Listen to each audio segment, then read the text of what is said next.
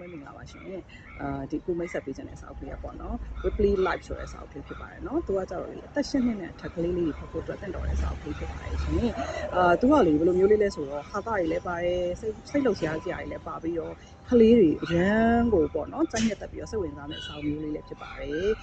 ဘာကိုသင်ခန်းစာပေးချင်တာလဲဆိုရင်တော့ကိုယုံကြည်တက်လာမယ်เนาะမတူကွဲရတာတွေလည်းလက်ခံတက်လာပြီးတော့အားမလျှော့ပဲနဲ့စူးစမ်းမယ်ဆိုလို့ရှိရင်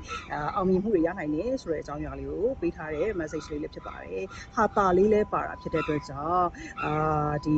ပေါ့နော်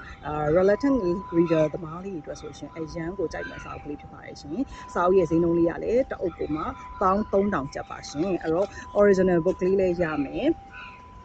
13,000ကျန်တယ်ဆိုတဲ့အခါကျတော့ပေါ့နော်ရန်ကိုတန်ပါတယ်အတွင်းလေးလည်းတစ်ချက်လောက်ပြပေးပါအောင်မယ်ရှင်ဒီလိုမျိုးလေးပါ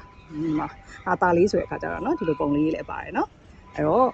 ဒီစာအုပ်ကလေးကိုစိုက်နှစ်သက်တဲ့အခုလိုမျိုးပေါ့နော်ဆမ်မချိန်လေးမှာဟာတာလေးလည်းဖြစ်မယ်ကလေးတွေအတွက်လည်းကိုယုံကြည်မှုလေးတွေလည်းရစေဖို့အတွက်ကိုတိုက်တွန်းပေးရစာအုပ်ကလေးဖြစ်တဲ့အတွက်ကြောင့်ဝေယူအားပေးဖို့ဖိတ်ခေါ်လိုက်ပါတယ်အားလုံးကျေးဇူးတင်ပါတယ်ရှင်